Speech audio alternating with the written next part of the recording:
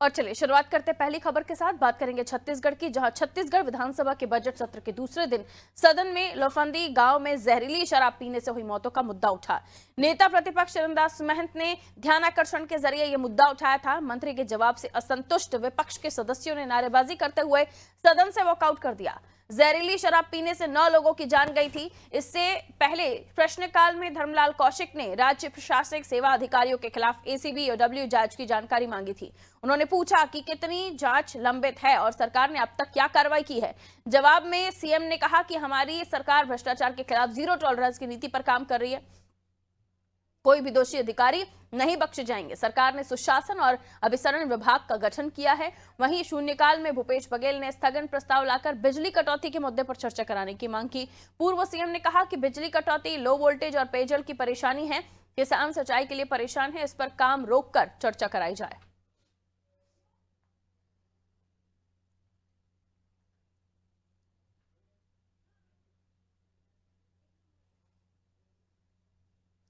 तो जहरीली शराब के मुद्दे पर सदन में हंगामा हुआ। आपको बता दें, नेता प्रतिपक्ष चरणदास महंत ने ध्यानाकर्षण के समय पर लोहानी गांव का मुद्दा उठाया, जहां जहरीली शराब के पीने से, सेवन से कई सारे लोगों की मौत हुई।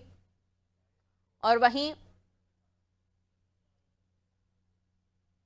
आपको बता दें, भूपेश बघेल ने बिजली कटौती, लो वोल्टेज का मुद्दा उठाया था, जिस पर उन्होंने कार्रवाई की मांग की। और चलिए, विधानसभा सत्र में जो कार्रवाई चल रही है उसको लेकर हमारे सहयोगी कुलभूषण हमारे साथ बने हुए हैं, उनसे हम और भी जानकारी ले लेते हैं। कुलभूषण, जिस तरीके से हम देख रहे हैं कि जो कार्रवाई चल रही है विधानसभा में, अलग अलग मुद्दे उठाए जा रहे हैं विपक्ष की तरफ से। इस बार शराब की वजह से लोगों की जो मौत हुई, नकली शराब पीने की वजह से, वो मुद्दा भी उठा। बिजली कटौती का भी मुद्दा उठा, जो लो वोल्टेज की बात भूपेश बघेल ने कही। इस पर क्या कुछ वहां से जवाब मिला है, यानी सत्ता पक्ष की तरफ से क्या कुछ जवाब मिला? किस तरह से विधानसभा का सत्र चला?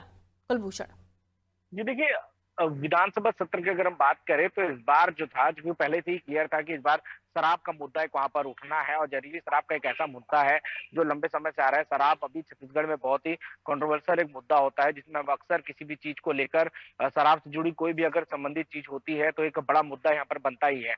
अभी चूंकि आज ही के दिन ईडी की भी कार्रवाई वहां पर हुई राजीव भवन में शराब घोटाले को लेकर। वहां भी जो है वो कार्रवाई हुई और उसी दौरान जो जिस तरह से विधानसभा में भी आज जो शराब का मुद्दा उठाया गया, जहरीली शराब का मुद्दा उठाया गया, बिजली कटौती का मुद्दा उठाया गया, क्योंकि कांग्रेस का ने अपने समय में एक बिजली बिल हाफ की एक बात कही थी और वहीं अब भाजपा के समय में बिजली कटौती हो रही है, लोगों को जो परेशानी हो रही है, इन सब मुद्दों को वहां पर उठाया गया।